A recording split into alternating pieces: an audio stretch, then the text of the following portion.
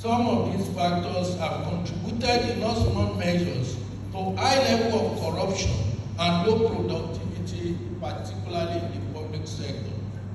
For us as a nation to attain our social justice, significant economic recovery, and sustainable economic growth, there are some fundamental issues that must be addressed. Interestingly, the new government at the federal level has started with some bold actions and decisions aiming at addressing the unfortunate circumstances we have found ourselves. Unfortunately, however, under the new government, some fundamental decisions and actions that have been taken rightly have further increased our path deeper to increased poverty.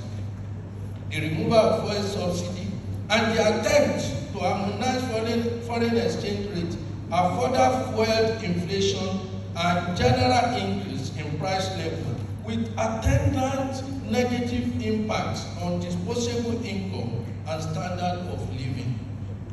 We understand that some of these decisions are not overdue because the old fuel subsidy and foreign exchange market regime were not sustainable and were laced with leakages, rent-seeking, and massive corruption.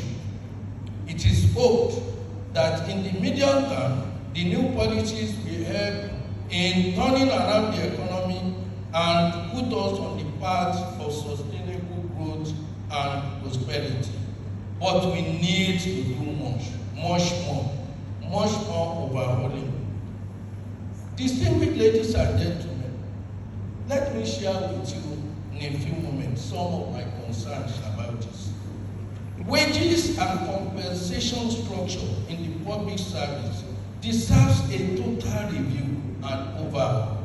Unless we are pretenders, we all know that some things do not just add up in the compensation of public servants and most of the public office holders. For example, the minimum wage as a take-home cannot take anyone home at this time in our economic history.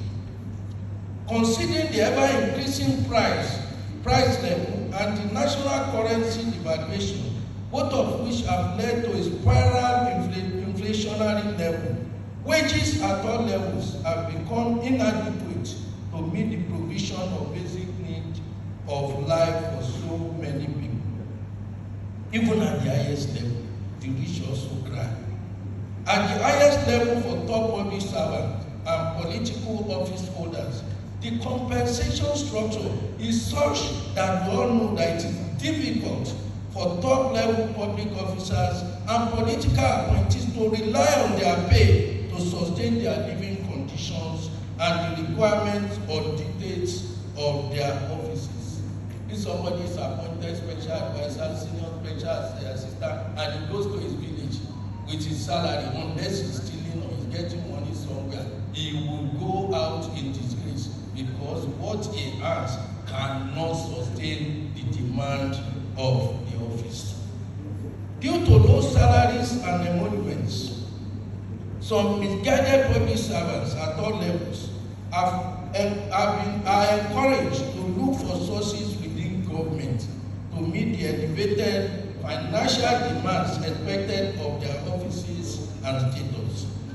The effect of this is the sacrifice of transparency and accountability in the administration of most government offices and agencies.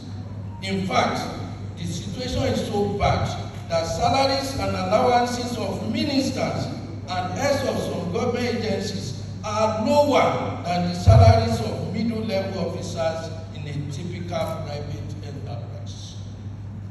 Curiously, there is also a wide gap in the compensation and salaries of some government departments and agencies compared with some others. The juicy agencies and government departments have become a hub and attraction for appointments of connected individuals and families of connected individuals. In another dimension, there is a wide gap in the compensation structure between the public and private sectors in Nigeria. While the private sector executives are well remunerated in line with their output and dictate of their offices, the same thing cannot be said for public officers. In fact, salaries of most chief executives of public hotel companies and some government agencies in Nigeria are higher than the emolument of the President of the Federal Republic of Nigeria. Similarly, salaries of some ministers are lower than those of the chief executives of some agencies and institutions under their supervision. This phenomenon encourages corruption and lack of accountability. It gives room for malpractices, financial impropriety, and others. When officers and executives are not well paid, they are entrusted with huge resources of the state. Some may resort to helping themselves.